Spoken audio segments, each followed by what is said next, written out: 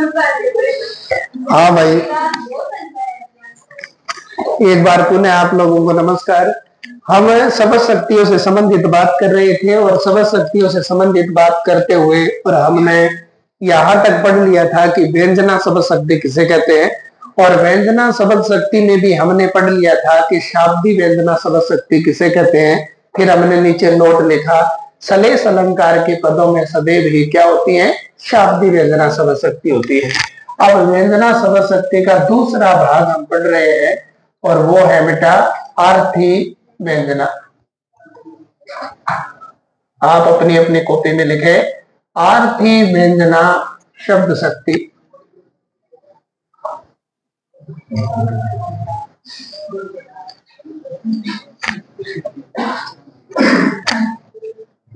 आर्थी व्यंजना शब्द शक्ति। देखिए क्या होता है, इसकी परिभाषा क्या होती है। लिखिए, जब किसी वाक्य या पद में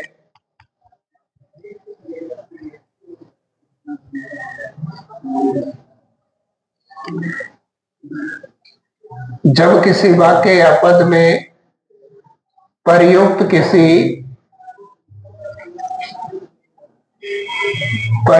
किसी शब्द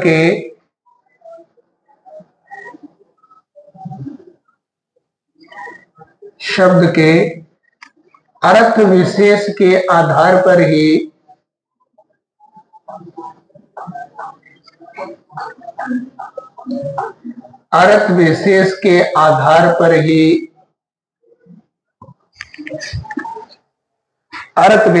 आधार पर ही व्यंजना की प्राप्ति होती है। व्यंजना की प्राप्ति होती है।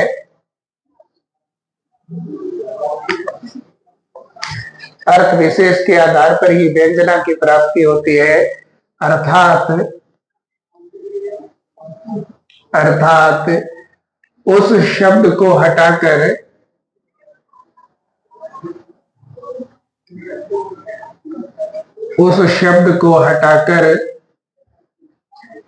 उसके स्थान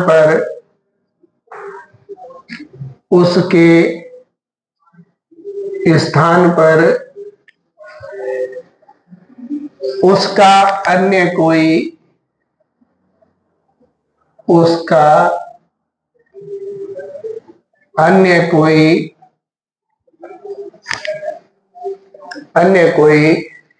पर्यायवाची शब्द लिख देने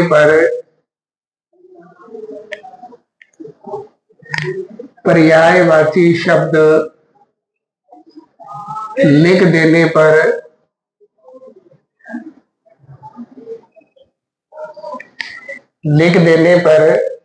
व्यंजना का प्रभाव बना रहता है। व्यंजना का प्रभाव बना रहता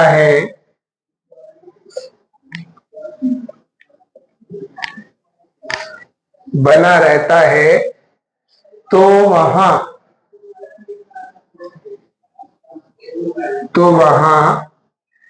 आर्थी व्यंजना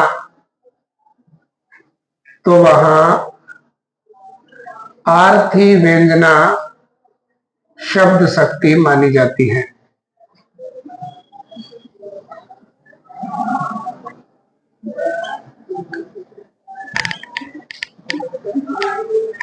तो वहां आर्थी व्यंजना शब्द शक्ति मानी जाती है। अब देखिए, जब किसी वाक्य में या कोई पद में प्रयुक्त कोई शब्द है, उसके अर्थ विशेष के आधार पर ही हमें व्यंजना की प्राप्ति होती है। यानी हम उसके शब्द को हटा दें और उसके स्थान पर उसका अन्य कोई पर्यायवाची शब्द अगर हम लिख दें तो व्यंजना का प्रभाव वैसे का वैसा बना रहता है, तो वहां आर्थी व्यंजना शब्द शक्ति मानी जाती है। कैसे? जैसे उदाहरण लिखिए आप,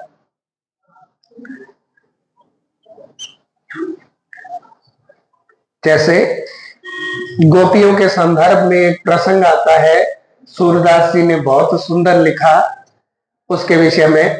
तो गोपियां उद्धव जी से कहती है कि उद्धव जी, आप तो श्री कृष्ण के पास बहुत रहते थे, है ना, हमेशा ही उसके पास रहे थे, लेकिन आप कभी श्री कृष्ण के प्रेम रूपी रंग में कभी रंगे ही नहीं थे। यानी आपने तो श्री कृष्ण के प्रेम में को कभी देखा ही नहीं था। आपकी तो स्थिति ऐसे हो गई है कि जैसे एक कमल होता है, वो सदैव ही जल के अंदर रहता है, लेकिन फिर भी उसके ऊपर पानी की एक बूंद भी नहीं चिपकती, अर्थात उसका निशान नहीं रहता। उसी तरह आपकी स्थिति तो एक कोरी मटकी के समान हो गई है।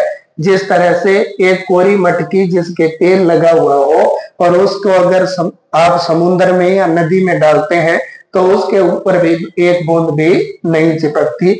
लेकिन हमारे हरि कौन है?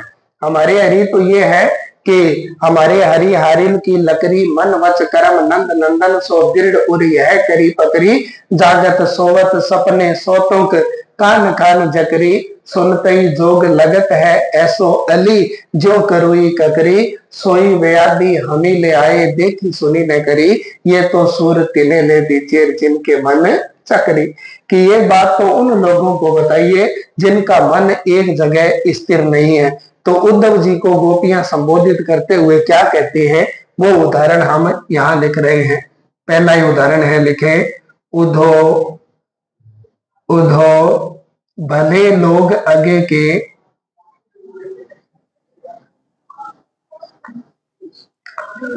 उधो भले लोग आगे के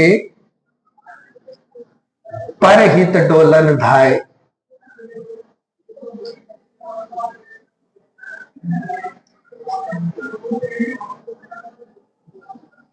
भलो उधो भले लोग आगे के पर हित डोलन धाय।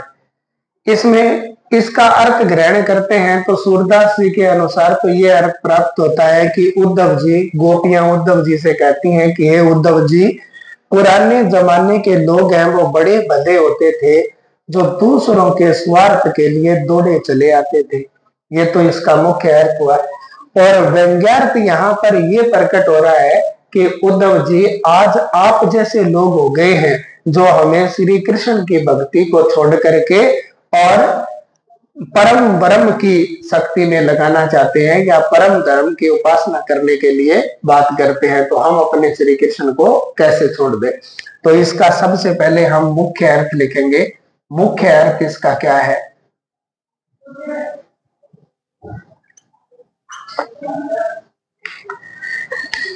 एक गोपिका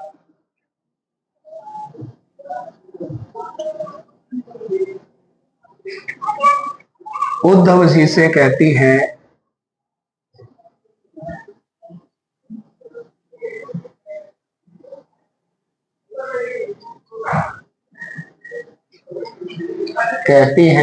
कि हे उद्धव, हे उद्धव, पुराने जमाने के लोग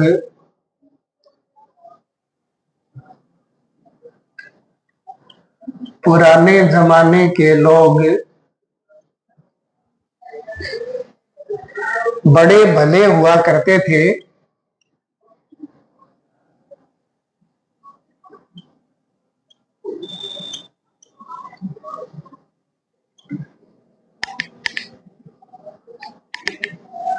बड़े भले हुआ करते थे, जो दूसरों के स्वार्थ के लिए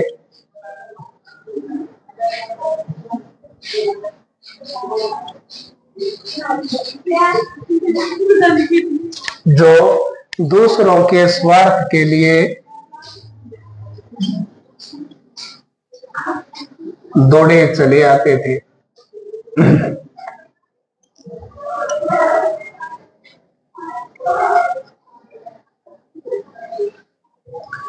ये तो इसका मुख्य अर्थ प्रकट हुआ बेटा। इसका व्यंग्यार्थ क्या प्रकट होता है?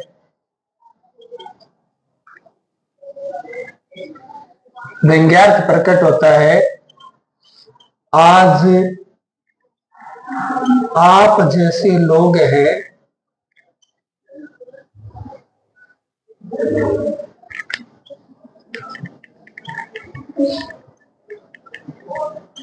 आज आप जैसे लोग हैं जो जो हमें पीड़ा पहुंचाने के लिए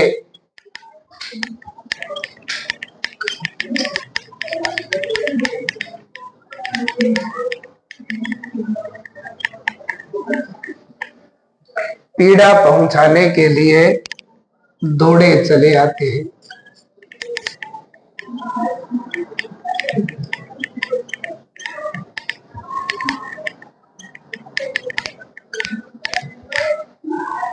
जो हमें पीड़ा पहुंचाने के लिए यानी दुख देने के लिए दौड़े चले आते हैं।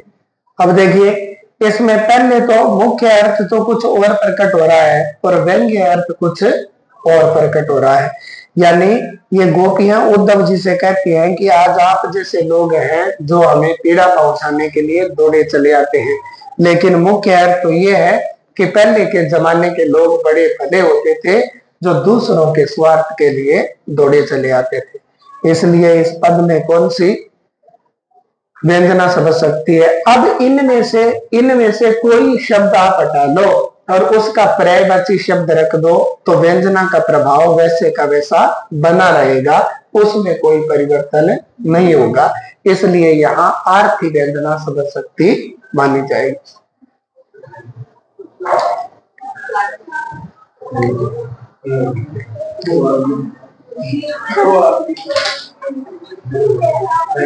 ये लिख लिया क्या बेटा आपने?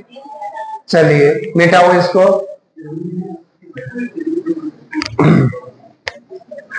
और लिखिए उदाहरण।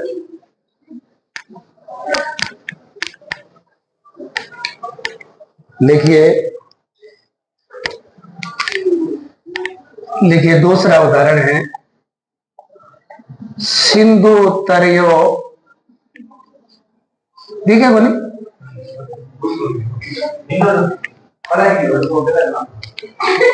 सिंधु तरयो उनको बनरा,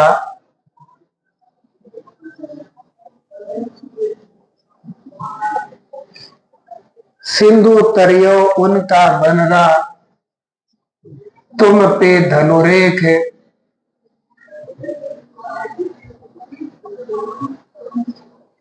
तुम पे धनुरेख, सिंधु तरियो उनका बनरा, तुम पे धनुरेख तरी न गई,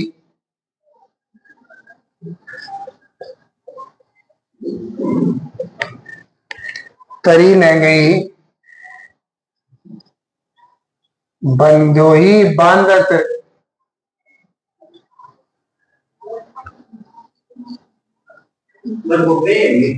हाँ, बंजोही बांधत सोने बंध्यो,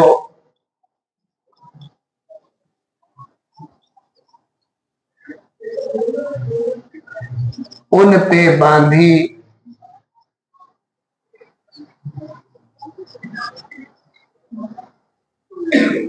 उन पे बांधी बारी दी,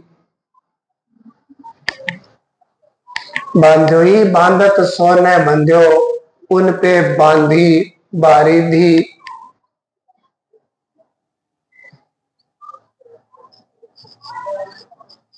रेख गई,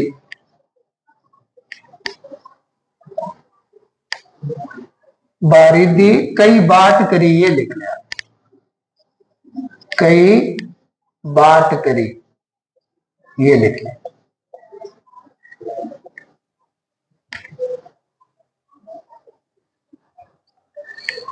सिंधु तरियो उनका बनरा, तुम पे धनुरेख गई न तरी, तरी न गई, बांधुई बांधत सोने बंध्यो, उन पे बांधी पारिदी गए बाट करी। देखिए मंदोदरी है वो रावण को समझा रही है कि अब तक तो सीता को लेकर के आया है ना, ये गलत बात है, तो सीता को भगवान श्री राम के पास वापस भेज दे। अगर सीता को भगवान श्री राम के पास वापस नहीं भेजेगा तो आपकी क्या स्थिति होगी। यानी भगवान श्री राम का एक बानर आकर के आपका बहुत कुछ बिगाड़ कर चला गया, आपसे कुछ नहीं हुआ। अब मुख्य अर्थ तो ये है कि वो ये कहती हैं कि आप सीता को वापस छुड़ाओ, है ना। क्या कहती हैं, सिंधु तरियो उनका बनरा, कि उनका जो बंदर था यानी हनुमान जी था, उसने सिंधु यानी समुद्र को पार कर लिया था, लेकिन तुमसे लक्ष्मण के द्वारा खींची गई एक रेखा थी, वो भी पार नहीं हुई थी। बांधोई बांधत सोने बंधो, तुमने हनुमान जी को बहुत बांधने का प्रयास किया था, लेकिन फिर भी वो आपसे नहीं बंध पाया था। लेकिन उन लोगों ने समुद्र को बांध करके और उसके ऊपर रास्ता तैयार कर दिया था, अर्थात पूरा समुद्र बांध करके एक रास्ता तैयार कर दिया था। तो मुख्य अर्थ तो यहाँ पर ये प्रकट हो रहा है, और व्यंग्य अर्थ यहाँ पर ये प्रकट हो रहा है कि जब तुम हनुमान जी का, उनके एक दूत का कुछ नहीं बिगाड़ सके, तो भगवान श्री राम का क्या बिगाड़ दोगे, है ना। तो यहाँ पर व्यंग्य अर्थ प्रकट होने के कारण व्यंजना शब्द शक्ति हुई, और वो भी कौन सी, आर्थी व्यंजना शब्द शक्ति हुई। चलिए, हाँ छुड़ायो क्या नहीं हो, वो तो इसलिए छोड़ दिया था कि अयोध्या नगरी में एक धोबी था, और धोबीदार उसकी धोबिन है, वो बिना बताए हुए घर से बाहर चली गई थी, अपने मायके चली गई थी। अब धोबी ने आकर के धोबिन को धोया है, धोबी ने आकर के धोबिन को धोया और ये कहा कि वो तो भगवान श्री राम है, जो इसकी पत्नी कितने दिनों तक अपने प्रियतम से दूर रही थी, है ना, और फिर भी उसने अपना लिया।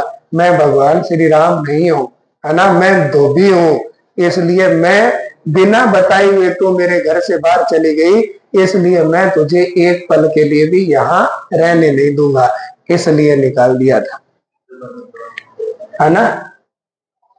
हाँ, एक और लिख लें उदाहरण, लिखिए लिखे संघन कुंज,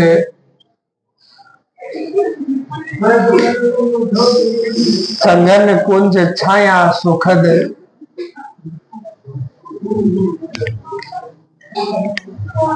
संघन कुंज छाया सुखद शीतल मंद समीर,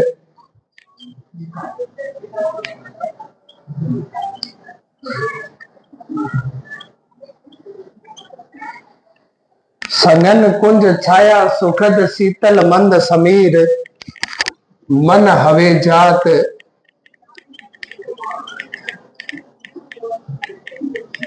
मन हवे जात आजू वहे,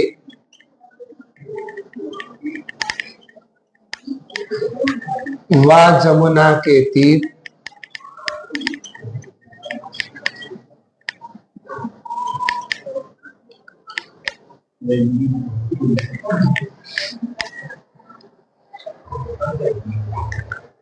संगन कुंज छाया सुखद शीतल मंद समीर, मन हवे जात आजू वहे, वा जमुना के तीर।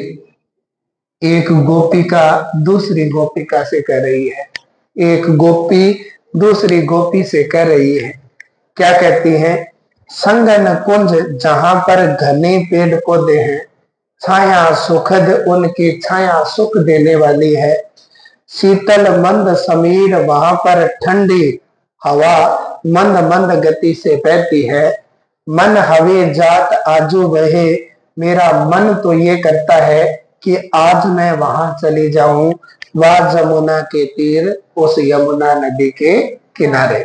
अब मुख्य अर्थ तो इसका ये प्रकट हो रहा है, और व्यंग्य अर्थ ये प्रकट होता है कि गोपी है, वह गोपी श्री कृष्ण से सामीप्य प्राप्त करना चाहती है, समीपता दर्शाना चाहती है, इसलिए वह यमुना नदी के किनारे जाना चाहती है। अब मुख्य अर्थ तो और था, व्यंग्य अर्थ कोई और है, इसलिए यहाँ व्यंजना शब्द शक्ति हुई। और व्यंजना शब्द शक्ति में हम बात करें कौन सी व्यंजना है, तो ये व्यंजना है बेटा आर्थी व्यंजना। समझ आया। अब हम तीनों शब्द शक्तियों को एक साथ इसका तुलनात्मक अध्ययन करेंगे। 3 बिंदुओं के बाद शब्द शक्ति पूर्ण हुई। ये लिख लिया क्या बेटा? Yes sir. मिटाऊं? Yes sir. आप हेडिंग डाल लें, शब्द शक्तियों का तुलनात्मक अध्ययन।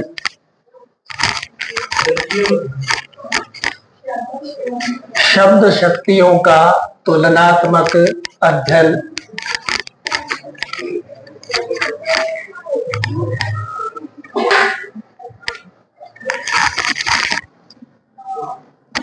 शब्द शक्तियों का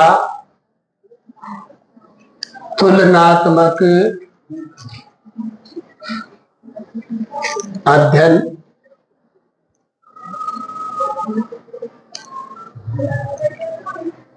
ये लिखना है, ये हेडिंग बना ली, बना ली। एक तरफ आपने लिखना है अभिधा शब्द शक्ति,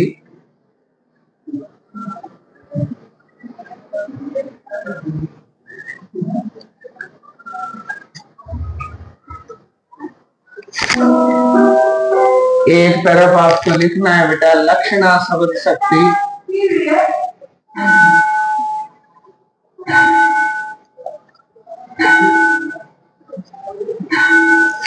और एक तरफ आपको लिखना है व्यंजना शब्द शक्ति।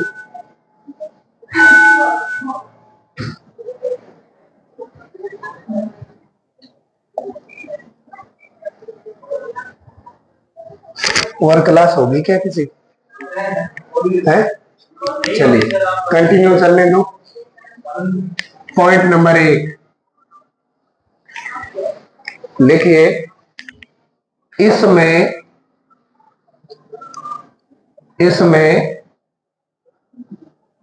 मुख्यार्थ को ग्रहण किया जाता है। मुख्यार्थ को ग्रहण किया जाता है।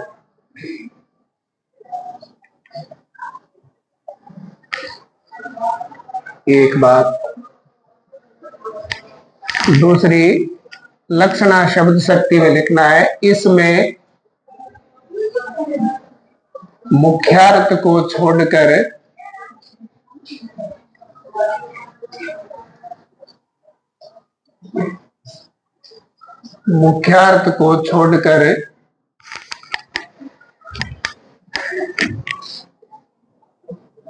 लक्ष्यार्थ को ग्रहण किया जाता है।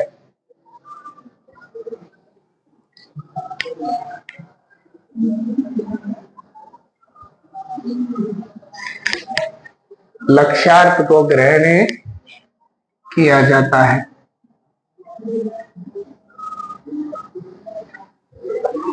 लिखिए इसमें लिखना है मुख्यार्थ व लक्ष्यार्थ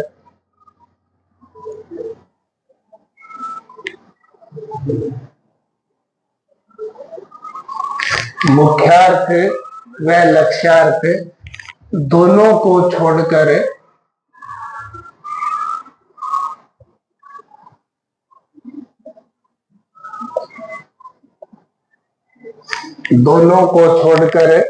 काल्पनिक अर्थ ग्रहण करना पड़ता है।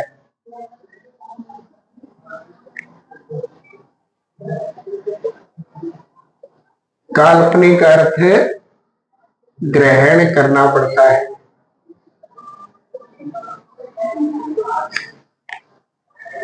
काल्पनिक अर्थ ग्रहण करना पड़ता है।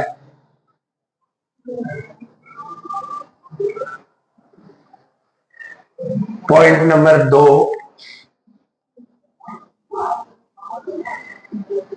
इसमें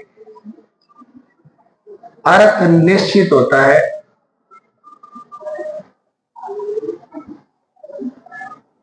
इसमें अर्थ निश्चित होता है।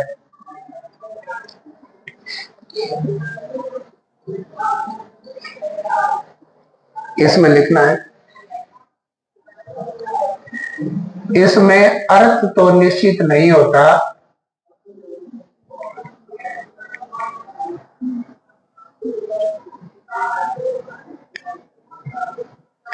अर्थ तो निश्चित नहीं होता, परंतु अर्थ की दिशा, अर्थ की दिशा निश्चित होती है।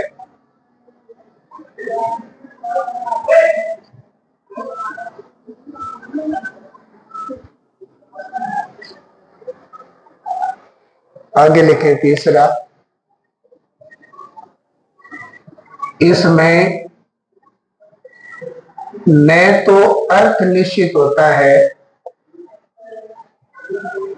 न तो अर्थ व न ही अर्थ की दिशा, अर्थ की दिशा निश्चित होती है।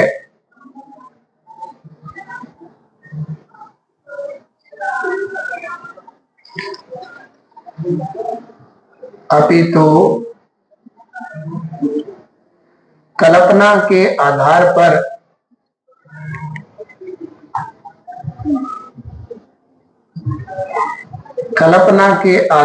पर ही अर्थ ग्रहण होता है।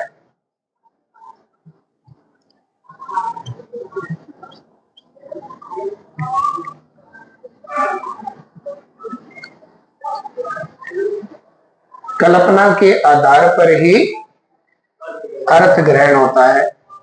तीसरी बात, इसमें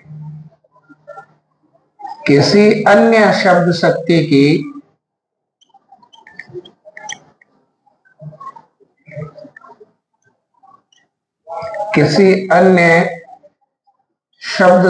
की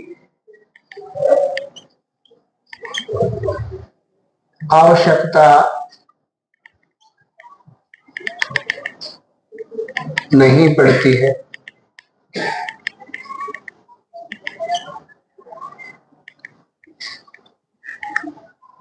इसमें किसी अन्य शब्द शक्ति की आवश्यकता नहीं पड़ती है।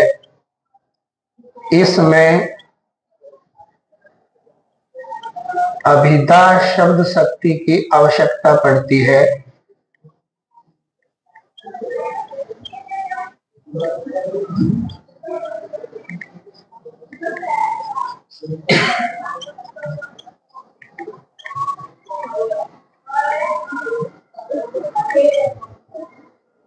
क्यों करती है बेटा?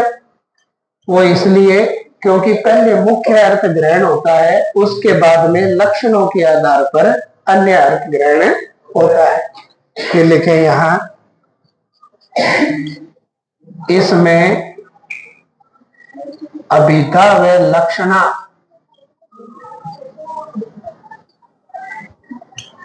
अभिधा व लक्षणा दोनों शब्द शक्तियों की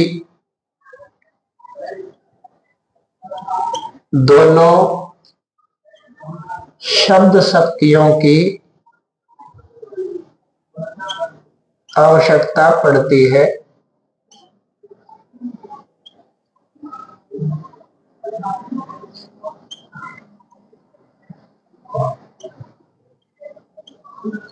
यानी अभिधा के आधार पर अगर अर्थ प्राप्त होता है तो अभिधा की, और लक्षणा के आधार पर अर्थ प्राप्त होता है तो लक्षणा की, दोनों की आवश्यकता पड़ती है, तब अर्थ ग्रहण होता है।